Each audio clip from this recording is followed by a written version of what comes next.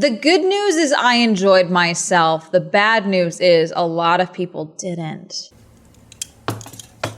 That's it. That's my intro. Hey, I'm Amanda. You're watching Swell Entertainment, and today we are talking about Warped Tour Long Beach 2025. And I am talking about this as someone who never got to go to Warped Tour as a teenager. Why? I was told we couldn't afford it, and I wasn't allowed to go because my parents were worried something bad would happen to me.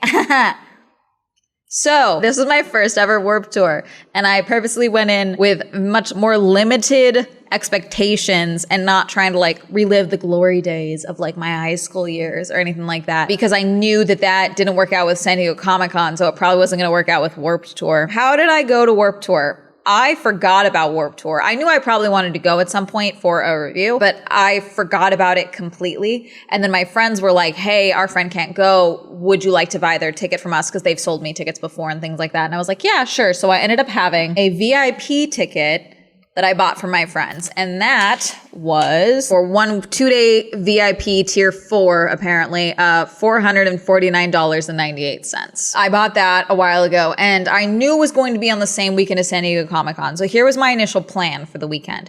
Go to San Diego Comic-Con till Saturday. Then Sunday, spend the entire day at Warped Tour, and I figured that would be enough because there was decent lineups both days. I could get a full day of the festival out of the way. Not what ended up happening, but also what ended up happening, just not in that same way. So what ended up happening is I ended up having a meh time at San Diego Comic-Con, and I wanted to leave. So I was like, okay, I'll go to the interview that I'm supposed to go to Saturday morning, and then from there, I'll just drive straight to Long Beach, and I'll go to, Warped Tour, and I'll get at least 1.5 days out of Warped Tour, okay? Because I wasn't going to be there till around 2. Did that. Bunch of traffic issues in San Diego, trying to find parking for that. Stupid. 2-hour drive to Long Beach. I then spent 45 minutes driving around Long Beach, trying to find parking. 45 minutes. Every lot was either permitted, full, or closed because they didn't want to deal with it. I gave up. Around the 45-minute mark, ticking towards 46, I was like, I'm done. I'm going home. At that point, all combined, I'd been in the car for about 4 hours, and I was slowly losing my patience and sanity. So I went home, and I do think that was the right decision, okay? I ended up going home, being productive at home, cleaning my apartment, having a good night's sleep, and waking up bright-eyed and bushy-tailed the next morning to go to Warped Tour. And I do think that was the right decision to go home. Sometimes you have to admit defeat, and that was the day I admitted defeat. But also, if I had somehow found parking, I, one, would have been in a bad mood because I had my luggage and my computer in my car in a lot that was probably going to be too far away, and I would have been stressed out the entire time, and I would have been what you would call a mean bitch the entire day. So I don't think that would have been at all good for a review of Warped Tour whatsoever. Okay, so me going home that day was the right move, and then I was able to come back in, and I was in a much better mood that Sunday. So I was there all day Sunday, literally before they even dropped the ropes to let people into the actual Warped Tour festival area. I was there. So much better day Sunday. Let's talk about Sunday. To get in, you don't need an actual ticket once you have this. My friends got this to me during Open Sauce, Robbie and Tori. Shout out Robbie and Tori. And so this QR code was just my ticket for the venue. So you just have the wristband, walk on in, go through security. The line was not too crazy, but I did get there around 10. So the doors technically weren't supposed to open till 11, which is what I thought I was walking up into.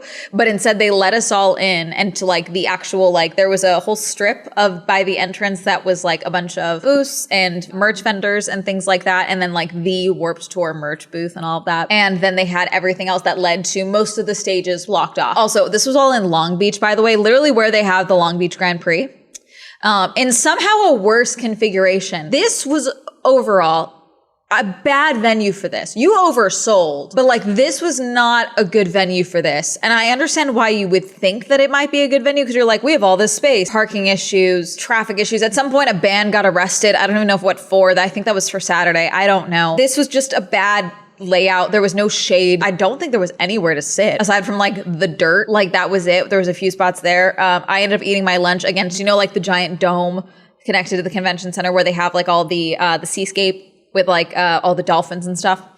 I ended up sitting against those emergency doors at one point just to get in the shade at some point. That was it. I don't think there was any actual places to sit. Aside from, there was a few tables inside the VIP area, which we'll talk more about that. Overall, I just don't think you guys executed this well. I think it was a great project. I had fun. I had a great time. But my event brain is like, why did we do it this way? Okay. And again, I have nothing to compare this to. I will say people that I spoke to who have done Warped Tour before were like, this is ass. I have nothing to compare this to other than, watching things on YouTube, like really, and then stories that my friends told me. Okay. Like that's really it. That's all I have. My experience overall is also that I am not someone who likes music festivals. And I need to admit that to myself. I just don't like a festival experience. It's not for me. It doesn't sound fun. I like a seat. I may not sit in the seat. I may stand the entire time during a concert and go crazy with it. Okay. I am that person, but I like having a seat. I like not fighting elbows, I like not somehow getting a sunburn, even though I was in true loser chic and completely covered most of the day and wearing a mask and a hat and somehow still getting a sunburn. I just don't like that. The mask helped to avoid me snorting dirt, but there was dirt everywhere. It was dirt all over the place. Overall, not for me, okay? Just as a general rule of thumb. I had a great time. I want to make that clear. I just know myself. And this will be the last music festival we do, probably for a while. I know we've talked about potentially doing Coachella at some point, but like I have a very specific view in my brain of what I want to review via like the method that I want to review Coachella, which like we would need a sponsor or someone to gift me a bunch of stuff for, which we probably just won't do. Never mind. Anyways. Sad is everyone trying to get in right now. Glad I came in early. Robbie and Tori were staying nearby and they were like, hey, can you get a photo of the set list? Because the way that they do it is they don't put the set list out. They put the set list on an inflatable and then prop it up as the doors open because they want to get you there. You may think that you have this like massive band. Oh, obviously they'll be in the afternoon, but they want you there all day long. So they set that up so they don't actually put it online. And then people will post the set list and all that so you can see what the deal is and when you want to go. If you're not on site right at rope drop or whatever. To see the thing go up was cool, but that's where you have the set list. And some of the set times are like 12:02, like there are things that are like deranged. And they were strict with these set times though, which I will give them credit for because that's the last thing you want is like one band going crazy over. But like they didn't give a warning, at least from what we saw. There was one guy that was like, he was talking a lot. He pulled one of the barricade things up on stage, told someone to hold it, and then got on top of it and was going to start like singing like crazy. They muted him.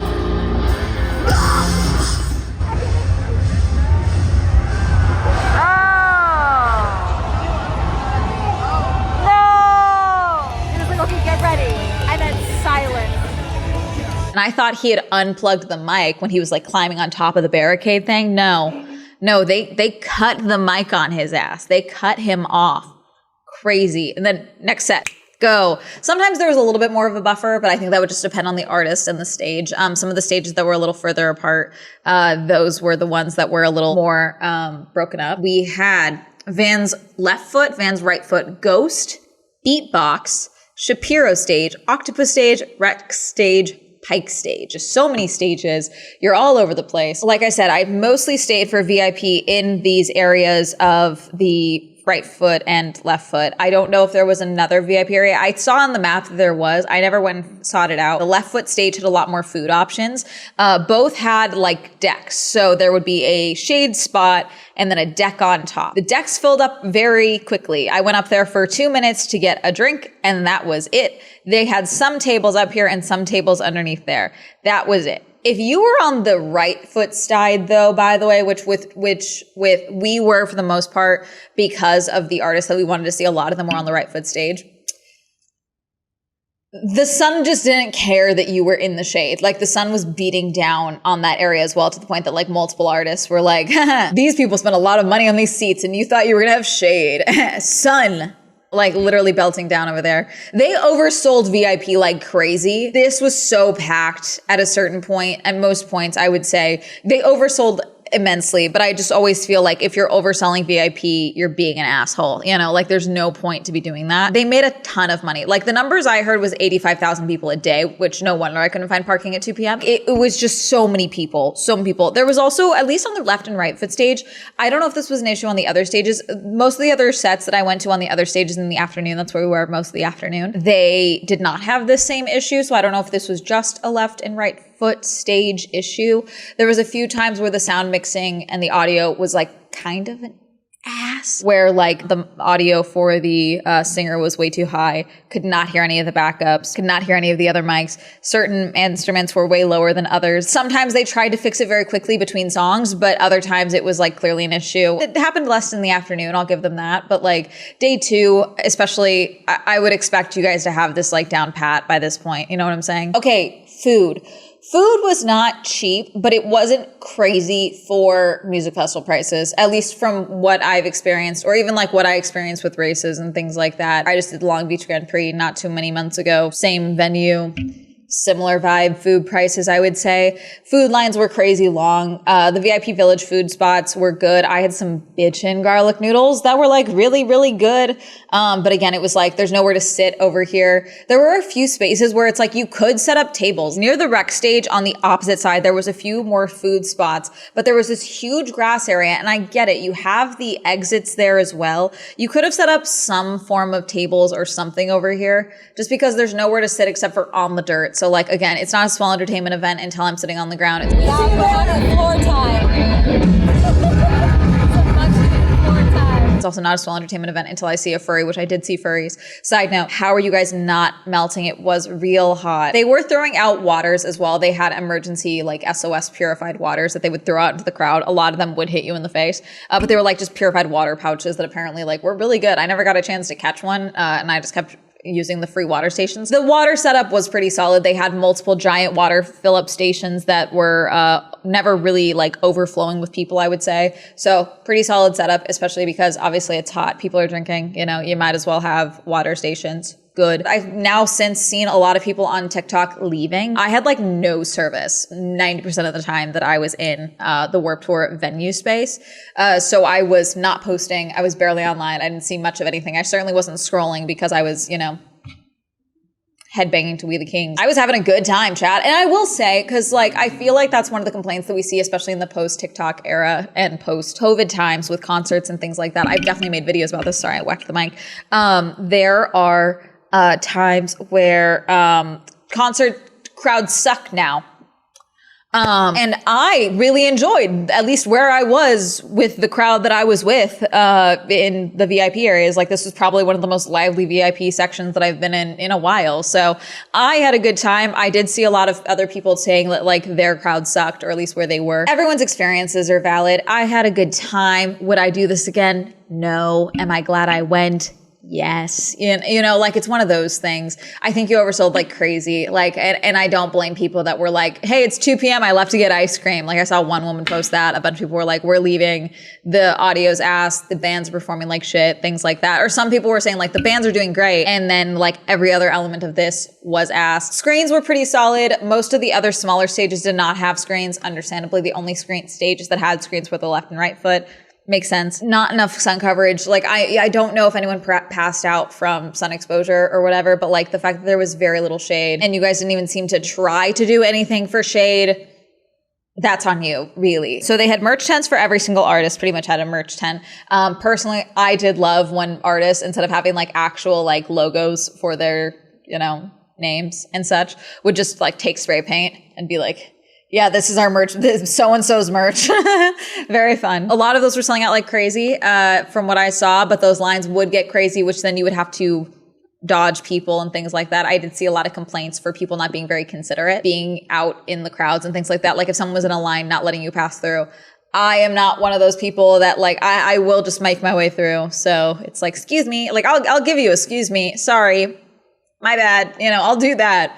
But like, if I need to get from point A to point B, I will go through that little line. I'm not going to cut you. I have zero desire to do that, but I will be making my way through this line if you're blocking the path. I did hear a lot of people where it's like having to forcibly shove their way through things because people were being really inconsiderate. Food lines, bathroom lines, a lot of the bathrooms ran out of water, like, which again, this happens when you have 85,000 people in a venue. You have to be refilling that. Figure it out. That's on your team to sort that out. There should be multiple scheduled times of you checking the water levels and the toilet papers and things like that in the bathroom times for things of this scale when you're dealing with this amount of people. You just have to. It's unsanitary not to. And that's another reason I was wearing a mask. I also came from Comic-Con, and if I had been sick from Comic-Con without noting it yet, I refuse to be a super spreader. Also, it helped with the dirt. Some of the stages were in better spots than others. Like the rec stage was in a pretty meh spot, I think. It was great for golden hour, which is when I went and saw Johnny perform. Then I left not long after because I did have to end up still hiking back to my car, and I ended up doing a safety call because I hate petty cab people. You guys are sus as hell every time you approach me. I swear to God.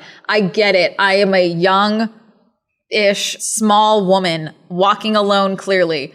There's got to be a better way to offer me a ride than being the most suspicious behaving person of all time. Same with the people who are like, I have a taxi and it's like a blinking phone thing. You guys are I'll never get in the car with you. I won't. There's no record of that. At least with an Uber or a Lyft, there's a record. But like you guys with like, you're just like your blinking phone screen that's like Tesla available. Why would I get in your Tesla? No, it's suspicious. It's awful. I hate it. I will just hike 6 miles over getting in the car with you. Leave me alone. I'm fucking fried. Saw some entrepreneurs, as always. I always respect these people because I think it's hilarious. It was clear bag policy, which I figured. I didn't see it, but I figured, so I just brought a clear bag with me. But there were people that were selling clear bags, like they had like rolling racks of clear bags outside the entrance. Smart, brilliant. Every time I see it, I think it's hilarious because without fail, someone's gonna forget.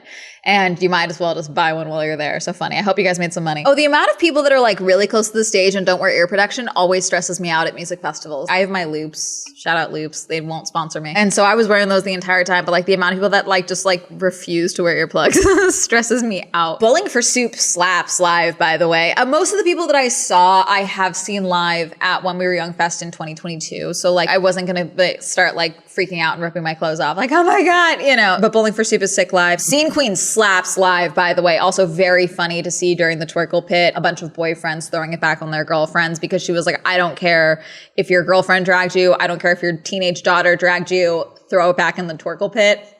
Very funny. There was also a small girl on her mom's shoulders with like her head. She wore proper ear safety. Come on, elder emos. Protect your ear bowls. Scene Queen at one point made a statement where she was like, shout out to all the kids who apparently found this on YouTube Shorts for some reason. And it's her Barbie song, which I did find very funny. Very fun live. Very fun set. I missed Young Gravy, which I did want to go to for the lulz, just more than anything.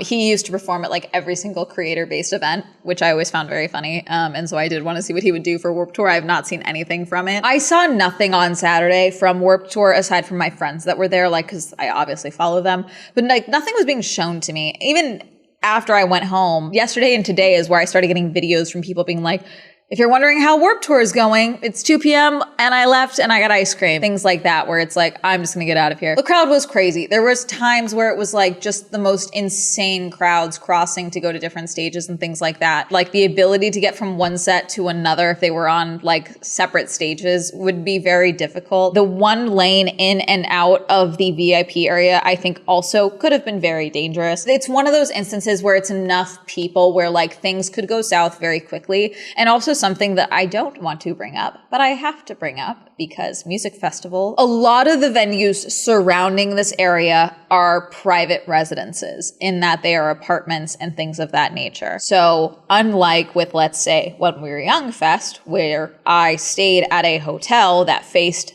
the venue for When We Were Young Fest, and they alerted me that they would be checking rooms. Even for the Las Vegas Grand Prix, they alert us when they are checking rooms for any hotel rooms that face the track. I don't know how much they can properly do that with any of these surrounding buildings for this venue, and this is a very large crowd. I don't like that for this venue as well. It's not something that I want to think about. It's something that I have to think about. And unfortunately, it's something that organizers also have to think about because there's just no proper way, I think, for you to properly vet the venues and establish safety in this regard for the crowd, especially of this size, especially if one thing happens and goes wrong. I will say a lot of the crowds when we were moving around things there, it was very polite and people were very aware of like no shoving. No one was like, I gotta rush through here, things like that. Like it wasn't actively, it seemed like, again, most of this was elder emos, I would say. So for the most part, people were very aware of how south a crowd crush situation could go. So I think that maybe was in the back of people's minds. But at the end of the day, some people are doing drugs. Some people are, rushing around and doing things. They had a no drugs policy, but I saw people rolling. So things happen, you never know, especially once drinks start going, especially with certain bands' music, people just go crazy with it. You never know. You gotta be safe. You oversold this event like crazy. There's kind of no way around it. I had a great time, but this easily could have gone south, and a lot of people clearly did not have a good time because of the crowding issues. Certain things like the sound quality and things like that I feel like should be very plug and play for Warped Tour at this point, and they just weren't. As irritating as it is, I do like the concept of you don't know the set list times until it's you're there. I think that's kind of fun, especially as someone who I will prefer to go for a full day of event, because I wasn't there for one particular artist. There was just a handful of bands that I would like to see, and I was there to review the event as a whole. I do think that if you go to a music festival or a tour of this nature for one artist and you're not open to seeing other artists, you're setting yourself up for disaster. I did see quite a few people that were very upset because one of the artists that was announced back in February was removed from the set list leading up to the event very quickly. I think it was Jaden. A lot of people were like, that's why we went, was because of Jaden. I do think that you are setting yourself up to be disappointed just because you never know what an artist might do or believe or say, that would make it so that they last minute don't want to be at a thing. You never know. Especially with, I don't know, I love live music. That's the thing that I love most. And a festival like this is something that it would make sense in my brain because I love discovering new music and via live events and things like that. This is how I prefer to find new music and new artists to listen to. I just don't I'm not into the music festival scene. It's just not for me. And that's okay. It doesn't have to be for me. Would I do Warped Tour again? Not opposed, but it's not going to be on my I'm going to do this again type of thing. Glad I got this out of my system. Glad I was 27 when it happened and not 16. Where's sunscreen? Water. The only people handing out sunscreen that I could see were Mad Hippie. They were walking around. It's really going to be it. Did you go to Warped Tour? Did you see me at Warped Tour and you were like, that's not Swell. She's supposed to be in San Diego. Let me know. Comment down below. Reminder, I stream on Twitch. Reminder, the Swell Entertainment is now available on Spotify. Reminder to check out Girly Pop Go if you'd like to see more car and motorsport content, like everything from the Long Beach Grand Prix. And shout out to my channel members. You'd also like to join channel memberships. You can click join down below. If you'd like to follow me on all social media, that'll be all up here. And that's me. And have a lovely day. Rock on. That was stupid. That's a callback. Wow.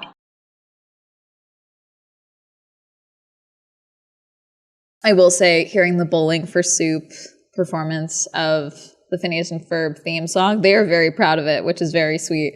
That was fun. I will say, they probably had one of the better sets. They were fun.